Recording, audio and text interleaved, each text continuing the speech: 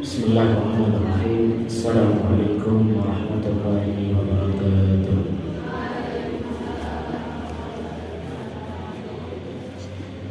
Alhamdulillah. Alhamdulillah. Alhamdulillahi rabbil alamin. Wassalatu wassalamu ala asyrafil anbiya'i wal mursalin nabiyina Muhammadin wa ala alihi wa sahbihi ajma'in. Wa bismillah bisunnatihi ila yaumiddin, amma ba'd. Alhamdulillah, kita bersyukur kepada Allah Subhanahu wa taala atas segala nikmat-nikmat yang telah diberikan oleh Allah Subhanahu wa taala kepada kita, sehingga pada kesempatan malam hari ini kita dapat berkumpul di majelis yang insya Allah diberkahi oleh Allah Subhanahu wa taala ini. Yang di belakang maju boleh kok. Nah, nggak apa-apa. Jangan. Kemudian salat dan salam semoga senantiasa tercurahkan kepada junjungan kita, uswah kita, teladan kita, Nabi Allah Muhammad sallallahu alaihi wasallam, kepada keluarga beliau, sahabat beliau, dan seluruh pengikut beliau yang setia mengikuti sunnah beliau sampai di hari kiamat kelak. Amin ya rabbal amin ya rabbal amin. Gitu dong. Masa dapat syafaat gak mau? Baik, nah, teman-teman sekalian, ini saya manggil teman-teman ya, santri-santri sekalian, teman-teman sekalian yang dirahmati Allah Subhanahu wa taala. La ilaha illallah. Malam hari ini berhubung karena Ustaz Khalil itu berhalangan, beliau sedang safar ke Semarang, jadi kajian malam hari ini saya gantikan.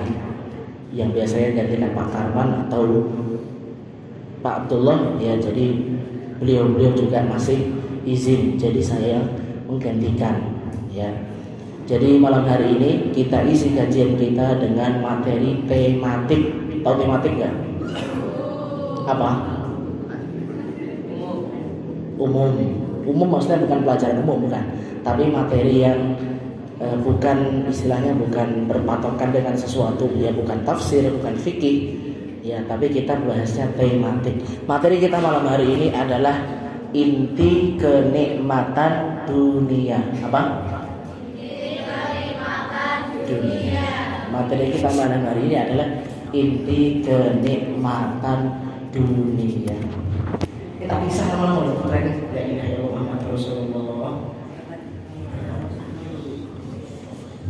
Apa mau jadi ngomong di sini enggak apa-apa? Mau? Enggak apa-apa 5 menit. Saya mana tadi? Oh ya, sampai materi. Baik. Para santri sekalian rahimani wa rahimakumullah. Allah Subhanahu wa taala telah memberikan kepada kita, Allah Subhanahu wa taala sudah memberikan kepada kita nikmat yang tiada tara, ya, nikmat yang tak terhingga. Apa ayatnya? Ayo para hufaz ini. Apa ayatnya? Dalilnya kalau nikmat Allah itu gak terhitung apa? Ayo putra. Surat Ibrahim kalau gak salah. Hah? Wa in ta'uddu ni'matallahi la tuhsuha. Kalau kamu menghitung nikmat Allah Subhanahu wa taala, maka nikmat itu tidak akan terhitung jumlahnya. Kita itu nggak akan bisa ngitung nikmatnya Allah Subhanahu wa taala. Maka nikmat yang telah Allah Subhanahu wa taala berikan itu termasuk cobaan. Ya apa enggak? Ya. Coba sekarang cobaan itu yang dinamakan ujian, yang dinamakan cobaan itu yang enak-enak doang, apa yang nggak enak juga? Yang nggak enak juga. Ya. Jadi ujian yang dinamakan ujian itu ya yang nggak enak juga ujian, yang enak juga ujian. Dan kita tidak akan bisa lepas dari ujian tersebut. Apa ayatnya? Apa ayatnya lagi ini para hufat ini? Harus saya tanya terus artinya. Apa ayatnya? Hah? Wa nabluukum terus bisyarri. Masa gak ada yang ngapal? Yang 30 juz, ayo, masa gak ada yang ngapal? Wa nabluukum bisyarri wal khairi fit. Wah itu siapa tuh bengok paling banter itu. Ayo teko ning kajian kok bengok saka ana bal-balan piye. Wa nabluukum bisyarri wal khairi fitnah. Kami Allah Subhanahu wa taala akan menguji kalian. Dengan apa? Bisyarri, dengan sesuatu yang enggak enak, dengan sesuatu yang buruk, wal khairi, dan sesuatu yang enak. Fitnah untuk apa? Sebagai ujian bagi kalian. Coba kalau saya nanya, kalian pengen diuji sama yang enak-enak aja apa sama yang gak enak juga? Enak-enak aja ya. Nah, emangnya yakin bakal lulus? Yakin? Enggak. Terus kenapa kok pengen diuji yang enak-enak doang? Padahal kira-kira enak sama gak enak tuh banyak mana? Banyak enak, ya kan? Tapi ternyata kita banyak yang gak lulus, ya kan? Allah Subhanahu wa taala pasti akan menguji kita dengan hal-hal yang enak maupun hal-hal yang enggak enak. Dan itu rata. Semua manusia akan Allah Subhanahu wa taala uji. Baik itu yang mukmin maupun kafir, baik itu orang yang soleh maupun yang toleh, orang yang baik maupun yang buruk, semuanya rata Allah Subhanahu wa taala uji, ya enggak? Terus pertanyaannya, terus bedanya apa? Bedanya orang mukmin sama orang yang enggak mukmin diuji, orang yang baik sama yang buruk diuji, orang yang bejat sama orang yang soleh diuji, bedanya apa? Hah? Bedanya apa? Bedanya mereka apa? Enak sama gak enak? Oh berarti kalau orang mukmin tuh enak doang gitu? Enggak juga.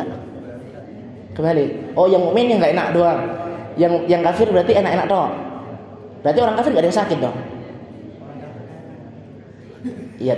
Tapi berarti orang kafir gak ada yang diuji dengan yang gak enak. Bedanya apa coba? Bedanya ketika orang yang baik sama yang gak baik, orang soleh sama yang bejat, orang mukmin sama yang kafir diuji, itu bedanya sikap mereka terhadap ujian tersebut. Coba kalau orang mukmin, orang yang baik, orang yang soleh, ketika diuji sama Allah, sikap mereka apa? Sikap mereka adalah positive thinking. Positive thinking bahasa Arabnya apa? Apa positif tuh? Bahasa Arabnya positive thinking apa? Husnudzon. Keren, bagus. Seorang mukmin ketika diuji, maka dia mesti husnudzon kepada Allah Subhanahu wa ta'ala. Kenapa? Karena Allah adalah zat yang maha baik. Jadi ketika Allah Subhanahu wa ta'ala menimpakan musibah, keburukan kepada seorang mukmin, maka enggak mungkin Allah itu niatnya jelek. Enggak mungkin Allah itu melakukan suatu hal yang buruk. Gini apa nggih? Nggih. Maka ketika seorang muslim diuji sama Allah, mesti dia positif thinking, mesti dia husnudzon kepada Allah Subhanahu wa ta'ala. Itu bedanya. Wah, lah kan tapi kan kadang-kadang kalau kita diuji itu juga nggak enak gitu Pak. Kita kadang-kadang ujiannya nggak enak, misalnya lauknya kadang-kadang nggak sesuai selera. Nah, contohnya nggak sesuai selera, di sini lauknya nggak sesuai selera kalian apa di sini? Hah? Apa Pak? Mamut. Oh, marmut. Apa? Mangut. Oh, mangut. Apa lagi? Hah? Rambak. Oh, kacang. Ayam. Oh, ayam. Aduh, ayam. Apa kalau Putra biasanya nggak suka apa? Apa biasanya Putra nggak sukanya apa nih? Putra apa biasanya nggak sukanya? Mangut. Putra tuh mangut. Biasanya kalau mangut tuh sisa sak. Abrek-abrek. Kalau Putri apa biasanya nggak sukanya? Hah? Apa sih? Nggak jelas deh. Terong.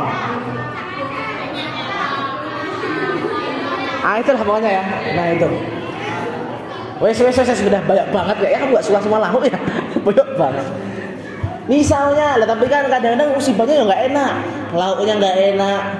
Terus uang jajan kadang-kadang belum akhir bulan udah habis, kurang. Ya rata-rata kalian uang jajan berapa? 5 juta. Masya Allah. 30. Sebulan berapa biasanya? Masa 30 gak percaya saya. 50. Masa saya sih? Berapa biasanya? Sebulan berapa? 900. 900. Ada yang lain? 1 juta. Kena nih. Wah, orang sugih berarti. Misalnya tapi kan musibahnya kadang-kadang ya duit terus entek gitu kan. Perhatikan ini. Perhatikan. Nih, sekarang ini serius ya. Ini kita baru masuk materi nih. Kita belum masuk materi loh ini. Ini baru pembukaan, baru mukadimah. Perhatikan, materi kita di hadis ini. Ketika kita mendapatkan suatu hal yang gak enak, misalnya uang jajan kita kurang, ya belum akhir bulan sabunnya udah habis, sabun harus minjem teman. Oh, rasa sabun yang cari kemana? Habis itu uang jajannya udah habis, lauknya gak enak atau sakit dan lain sebagainya. Ingat, perhatikan hadis ini. Yang bawa buku boleh tulis. Saya bacakan hadis ini. Rasulullah SAW pernah menyampaikan kepada kita. Perhatikan, ini faedahnya gede banget. Nabi SAW bersabda, "Man asbaha minkum." Barang siapa di antara kalian ketika bangun pagi, ya bangun apa? Pagi. Bangun pagi itu kapan? Ya kapan itu? Kalian bangun pagi biasanya jam berapa? Jam 2 mustahil. Mustahil. Ayo Putri biasanya bangun jam berapa? Masa jam 3 bangun semua? Tenang nih. Wah. Saya merasa malu. Putra gak gitu soalnya ya gak? Oke, kita ratakan jam 4 ya. Barang siapa yang kata Nabi bangun pagi, bangun subuh, aminan fi sirbihi. 1, dia dapat 3 hal. Yang pertama, aminan fi sirbihi. Apa itu amin fi sirbihi? Rasa aman. 1. Barang siapa yang bangun pagi, dia mendapati pada dirinya rasa aman. 2, apa tadi? Saya lupa di sini. Mu'afan fi jasadihi. Yang pertama tadi apa? Rasa aman. Yang kedua, dia mendapati tubuhnya sehat. 2, 1 aman, 2 sehat. 3, walahu qutu yaumihi. Dia bisa makan hari itu. Makan kapan? Hari itu, bukan makan sebulan, bukan makan setahun, makan hari itu. Jaminan makan hari itu. Faka'annama hizat lahu ad-dunya. Maka sejatinya orang ini dikasih dunia dan seisinya sama Allah. Bayangin. Orang kalau dapat 3 hal berarti sudah dapat dunia dan seisi. Saya nanya, hari ini yang gak dapat salah satu siapa? Tenang, kamu gak dapat apa-apa. Sakit, masa ngapusin. Terus sehat ya bisa dapat. Ada yang gak dapat salah satu dari 3 ini? Apa? Orang itu apa? Lo tenang, lo diambilkan malaikat lo di masjid loh ini. Apa? Berarti semua mengakui ya, dapat tiga-tiganya. Aman dapat, sehat dapat, makan. Siapa yang hari ini tadi nggak makan? Makan semua saya yakin, ya kan? Minimal jadi kantin lah. Berarti semua di sini orang kaya. Amin ya Allah. Kita bahas satu-satu. Satu. Ini orang ini kok bisa berisik ini baru ya. Astagfirullahaladzim. Satu, barang siapa ketika bangun pagi dapat apa tadi? Rasa aman. Kita bahas. Ada nggak di sini ketika bangun pagi ada rasa was-was? Nggak ada. Ada nggak ketika di asrama ada rasa apa namanya? Kayak nanti tiba-tiba dibom? Nggak ada. Nggak ada. Bayangkan, coba kalau kita lihat saudara kita di Palestina. Ayo ini ngaji serius nih, la ilaha illallah. Rasanya mulai nggak usah. Tren ini nggak absen. Mulai nggak apa-apa kok. Tren. Satu, siapa tadi? Coba di Palestina kita lihat. Jangankan rasa aman, rumah saja mereka nggak ada. Rumah itu udah dibom sama manusia biadab, manusia nggak berperi kemanusiaan. Bayangkan kita di sini tempat tidurnya enak ya loh, ranjangnya empuk, kasurnya empuk ya kan. Oh, terus udah kempes, salahe. Coba kasurnya empuk, terus selimut punya semua, punya. Bantal enak empuk. Terus kipas ada. Itu pun kadang jarang nyala kan, dingin kan, enak tuh. Tidurnya nyenyak, malam gak ada yang ganggu, gak ada nyamuk kan? Gak ada. Nyamuknya insya Allah pada takut sama para hufaz. Coba kalau kita lihat mereka itu udah gak punya rumah, tidur mereka gak nyenyak, ngungsi loh, masih dibom, bayangin. Coba sekarang kita semua bangun pagi, halapan kesini, ya udah dibangunin susah-susah, nggak ada ancaman kan? Paling kalau ancaman cuma ancaman siraman Pak Hakim aja udah, nggak ada lagi yang lain, ya nggak? Paling itu aja. Sampai yang ketawa gede biasanya disirami terus lagi. Paling cuma itu dong. Kalian nanti pulang dari asrama, wudhu ke masjid, sholat subuh di jalan tuh nggak ada yang ganggu, nggak ada yang neror, nggak ada. Loh kok ketawa loh, beneran? Di Mesir itu ustaz saya pernah cerita, beliau itu ketika udah mulai jam 5 sore sampai jam 10 pagi itu orang nggak ada yang boleh keluar rumah.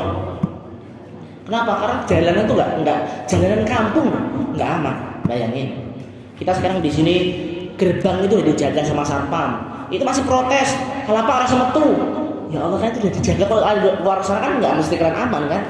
Jadi kalian nggak boleh keluar tuh karena biar kalian aman gitu. Ya kan gitu.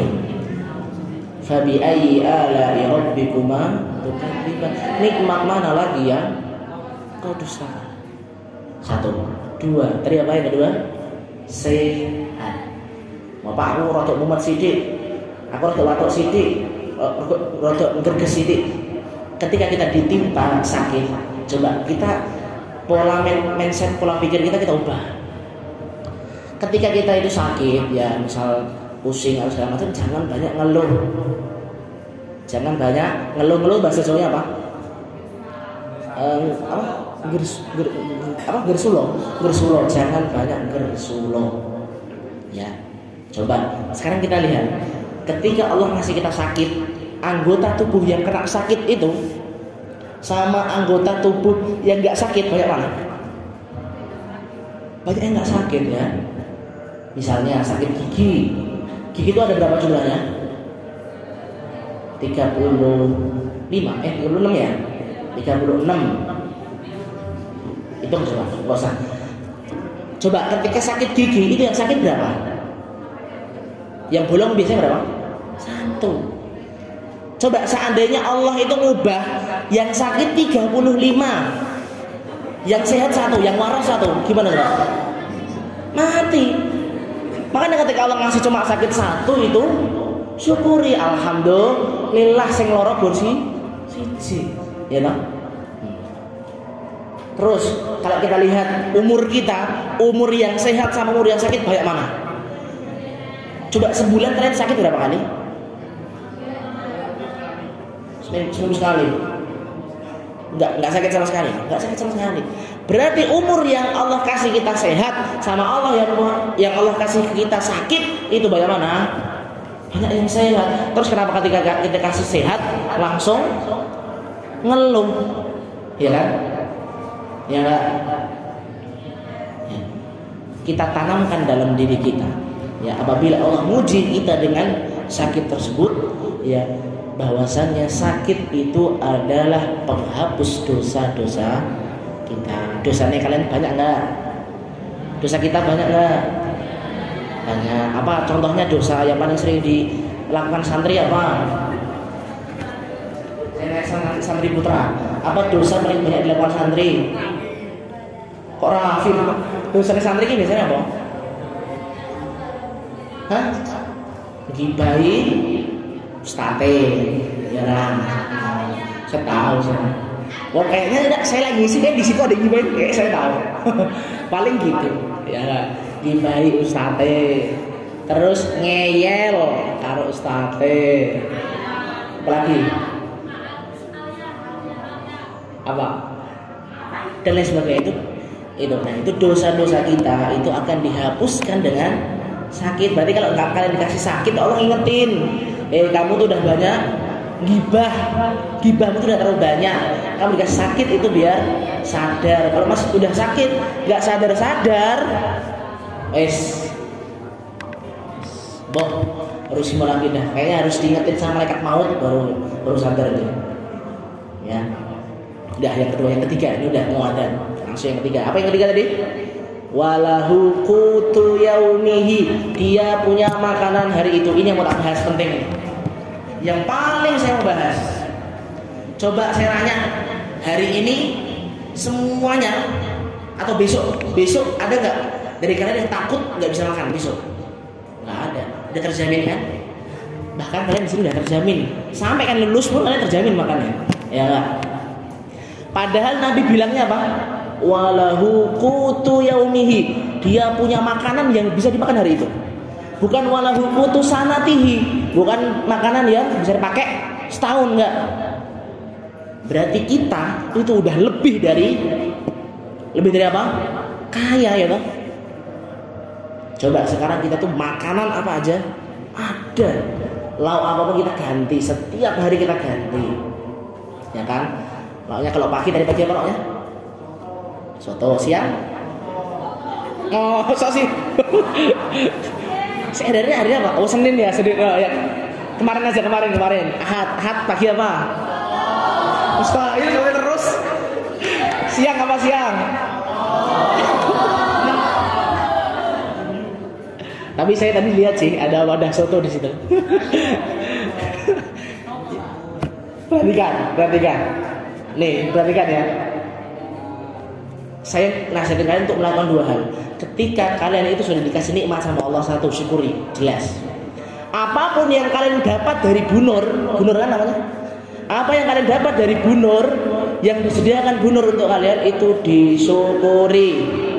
Kalian tuh udah dikasih, Bu Irfi itu sudah menata jadwal makanan dengan baik, yang makanannya bergizi, yang makanannya tuh enak. Pernah nggak sih makanan sini nggak enak? Nggak pernah.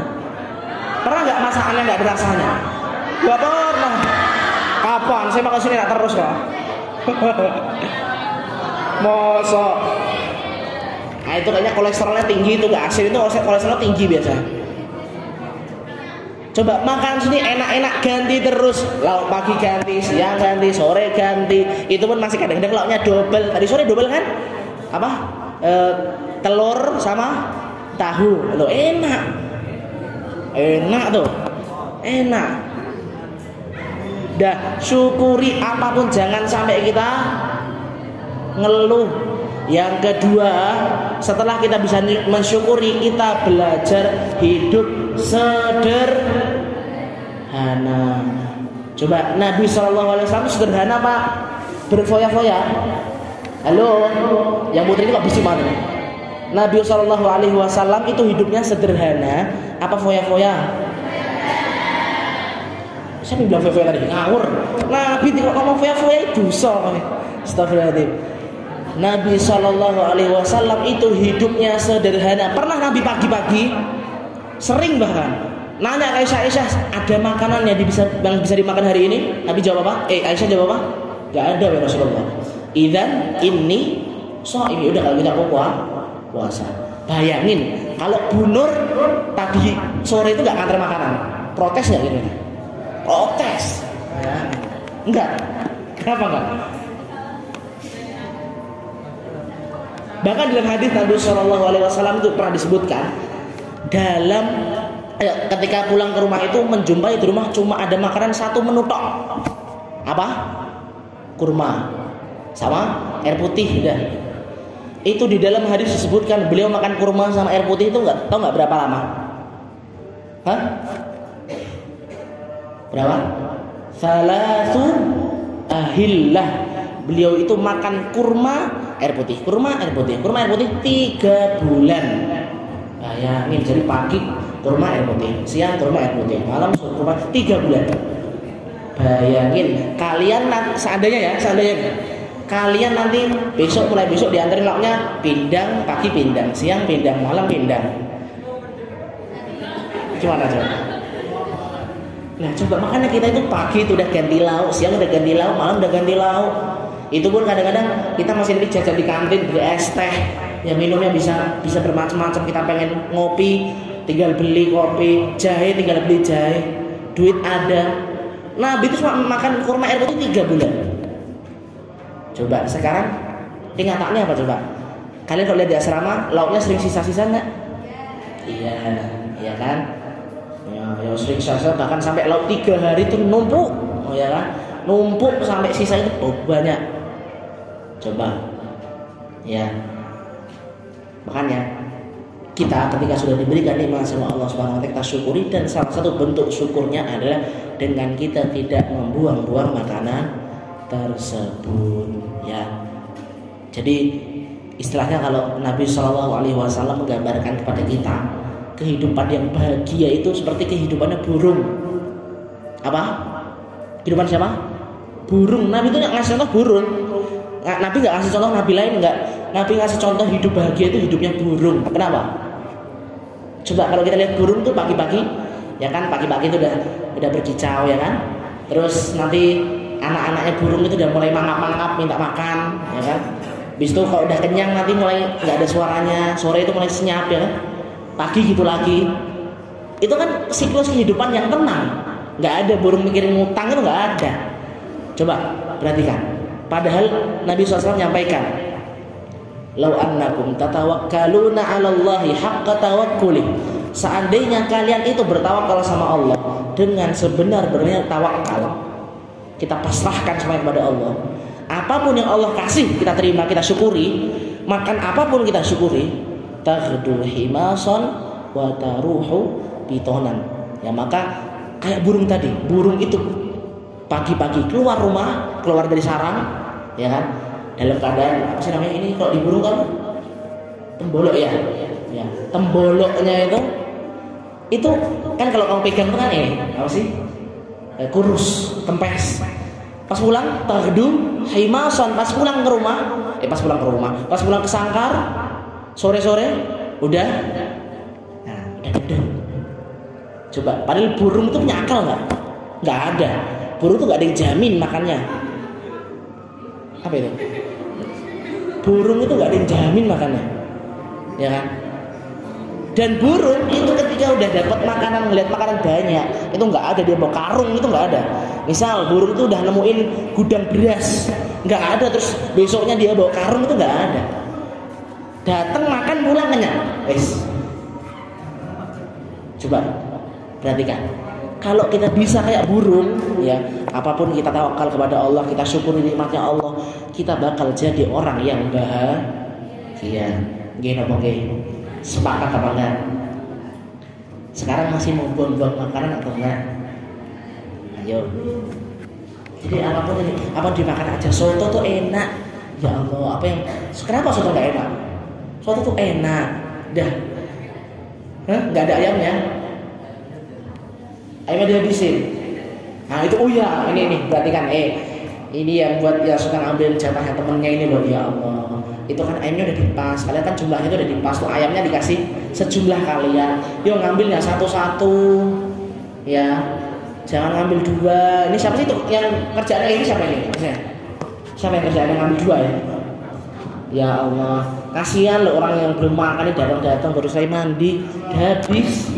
Yang dimarahin musyriknya, kita stresnya nggak tahu apa-apa kok dimarahin.